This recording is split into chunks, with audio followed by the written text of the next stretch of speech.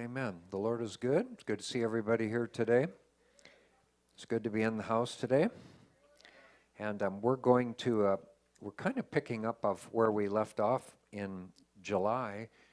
When we left off in July, we're doing a little bit of a study on some things about the death, burial, and resurrection of Jesus, and maybe some things you didn't know.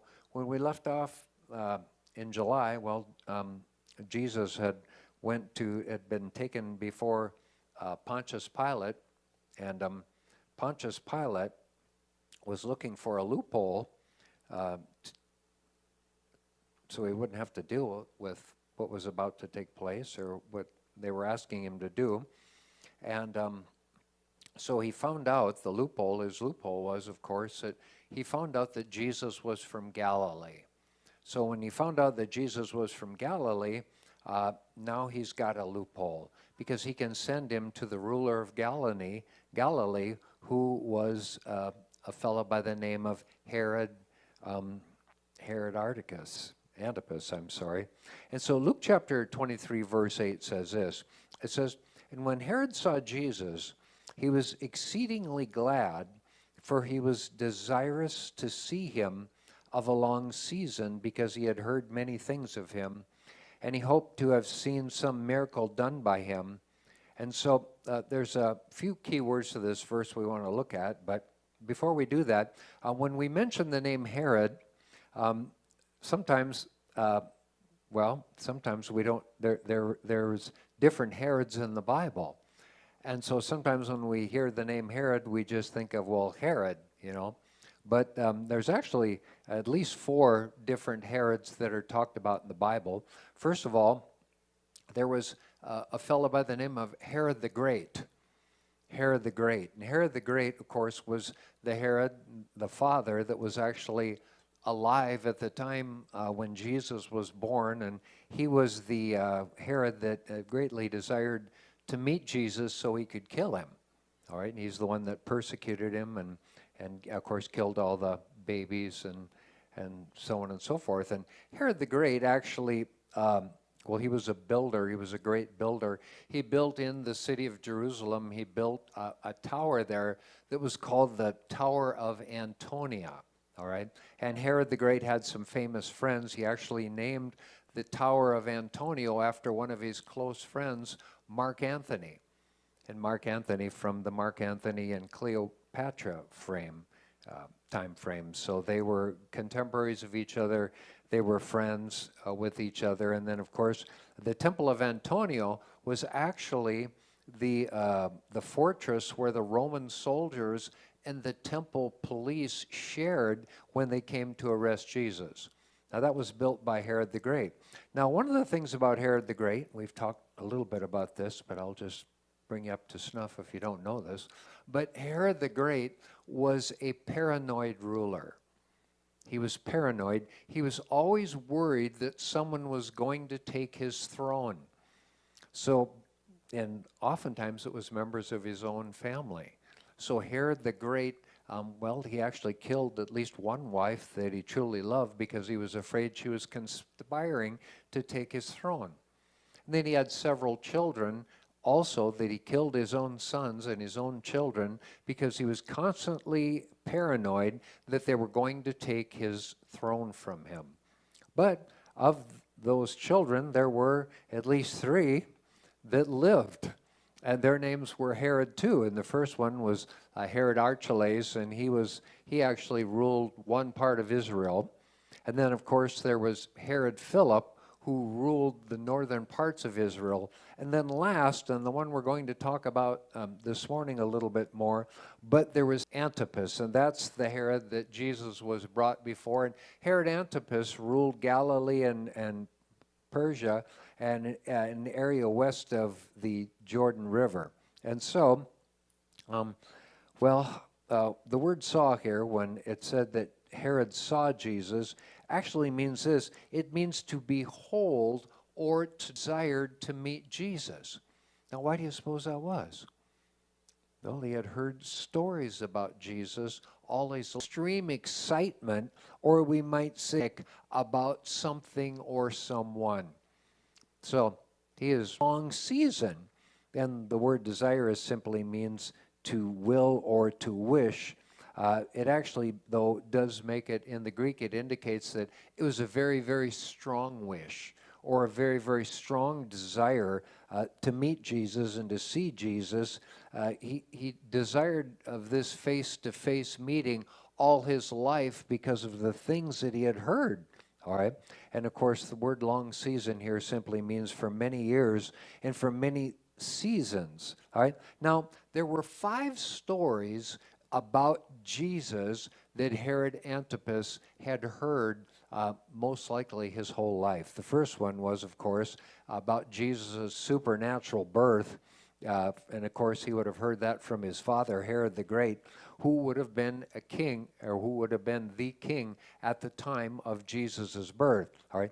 And then secondly, he had heard about the great magi that came from the east, all right, when Jesus was born. And of course, he had heard about these at the time of Jesus' birth, and of course, the fact that nobility would travel from the east to witness or to view this child was legendary. So the entire Herod family, including Antipas, had heard about all these magi that had came from the east to meet Jesus. This was no small deal, all right?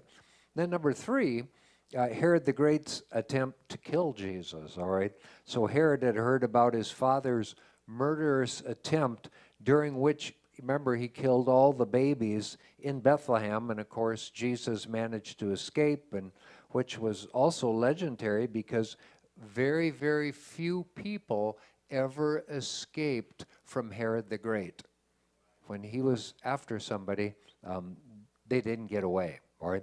And then also, he had heard about Jesus and his family's flight into Egypt, and of course, how the family had slipped out of Israel, and they had stayed in Egypt until the time of Herod's death. And so in history, you'll actually find that Herod the Great was so furious about their escape, because no one escaped from Herod the Great, that he actually sent spies into Egypt to search for the Holy Family, all right? And this is why the journey of Jesus in his family is often called the flight into Egypt, all right?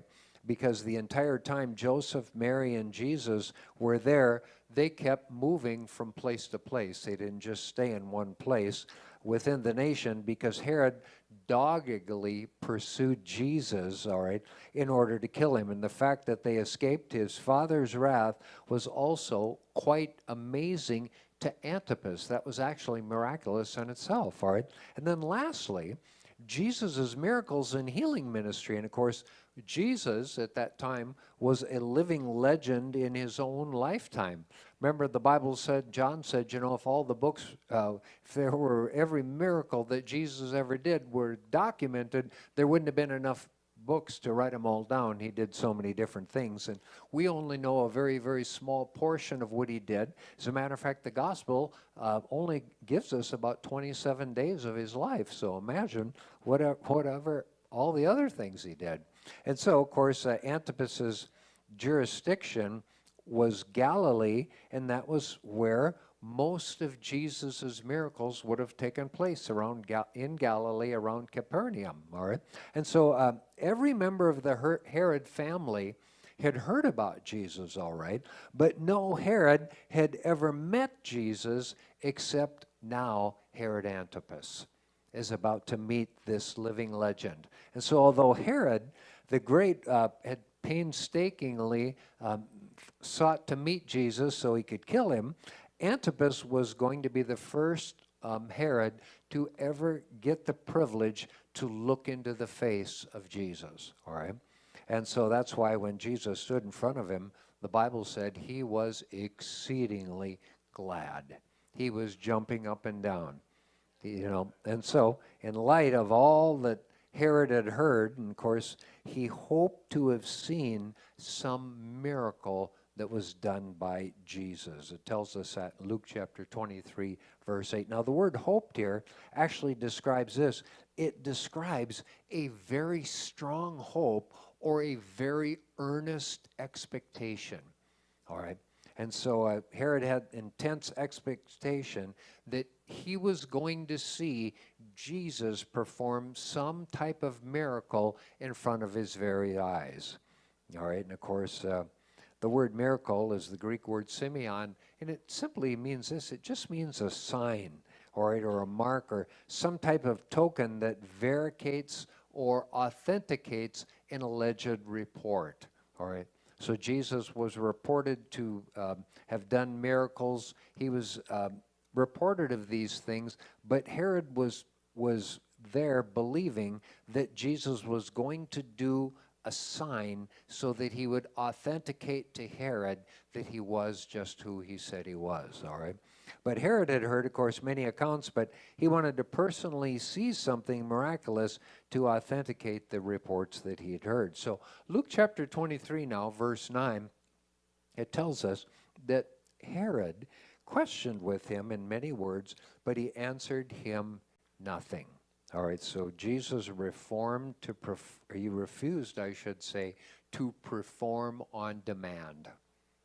And so, remember, Jesus said, he said, you know, of myself I can't do anything. I can only do what I see the Father do. All right. And so instead, anytime, you know, you put yourself in a situation to where you have to perform on demand, that's not a good situation to be in. Because Jesus didn't operate that, and we really don't operate that way as well. And so, of course, the Bible said instead, Jesus remained silent. To this, the chief priests and scribes stood, and they begin, in verse 10, it says, they begin to vehemently accuse him. All right, now we said the word vehemently simply means this. It means at full pitch or extraneously or vigorously. I suppose another word for this in our vernacular would be the chief priests begin to scream their heads off at Jesus. All right? And so these leaders weren't just raising their voices. They were literally yelling at him. All right? And the Bible says that the chief priests and scribes says they accused him. Now, the word accused here simply means this. It means to accuse with evidence, to bring legal charges against, or to accuse before a judge. So the religious leaders turned Herod's palace into a spot courtroom, all right, and judging Jesus and saying many things like, he's no miracle worker, he's simply a charlatan. All right? And so screaming uncontrollably, they verbally begin to assault Jesus and, assault him with their venomous words, and yet that was not the end of it. Luke chapter 23, verse 11 tells us, it said, and when Herod, with his men of war, set him at naught and mocked him and arrayed him in a gorgeous religious leaders, Herod and his men of war actually begin to join into this attack and assault on Jesus. All right. And so the phrase men of war here simply describes a small detachment of Roman soldiers. All right. So most scholars agree that these men were Herod's personal bodyguards. All right. And so they were selected from a larger group of soldiers because they were exceptionally well trained to fight and defend if necessary. Well armed, also highly educated, begin to behave like absolute maniacs with Jesus. All right. So it said they set him at naught. The word naught here simply means this. It means to make one out to be nothing, to make light of, or to belittle, disdain, disregard, despise, or to treat with malice and contempt. So it carries the idea of totally demolishing something. So in other words, we could say that these leaders were literally trying to demolish Jesus with their verbal attacks. All right, and of course, these intelligent, sophisticated men were violently screaming at Jesus like a bunch of idiots, tearing him to shreds with their words. Bible goes on to say, said they also mocked him. Now the word mocked here simply means this. It means to play a game. All right? It's the same word used to describe what the temple police did to Jesus when they began to mock him. It was often used for playing a game with children for amusing a crowd by impersonating someone in a silly and a way. All right? Of course, this word might be used also in a game of charades when someone intends on purpose to comically portray someone, to make fun of, to ridicule, or to mock someone. So this is what Jesus is facing at this time. This is where it's going. So when Jesus refuses, I should say, to perform a miracle, Herod and his men of war likely began pretending to be just like Jesus in healing someone. Maybe you've seen other people do these things. So they also probably impersonated someone being games at the expense of Jesus, all right? And so it's always never a good thing to play games with Jesus or about the miracles that he did, all right? And so, oh gosh, here we go. Okay, and so Herod and his religious leaders, it said they also begin, I'm sure people were running around acting like they were getting healed, and then it said they put him in a continue in making fun of him. And what kind of garment did they throw about him? They said it was a gorgeous robe, which actually describes a garment made of sumptuous, brightly colored, resplendent materials. So this was often, very often used to describe the clothing of a king or a politician. All right, so they're making fun of him. They put a robe on him like he was a politician or a king, and of course, being in Herod's palace gave them such access to clothing just like that. There would have been lots of it there. So to complete their game of charades with Jesus, now Herod and his men of war draped a gorgeous robe around his shoulders, and they sent him back to Pilate. All right? So by doing so now, Herod was saying, this guy is a fake. He's a phony. He's no king. He's just another pretender running for office. All right? Now, of course, Christ endured the horrible treatment even though he had done nothing wrong. All right? As for 3 years, he'd given his life and serving his people. But John chapter 1, verse 1 says, when he came into his own received him not. So the very people who mocked and abused Jesus brutally were among the very people he died for on the cross. All right. So no doubt, we'll talk about this in our next lesson, but no doubt when Jesus comes back to Pilate, Pilate is very, very, he's in a terrible, terrible position. All right. Now he's being forced to judge Jesus. All right. But because if he didn't judge him,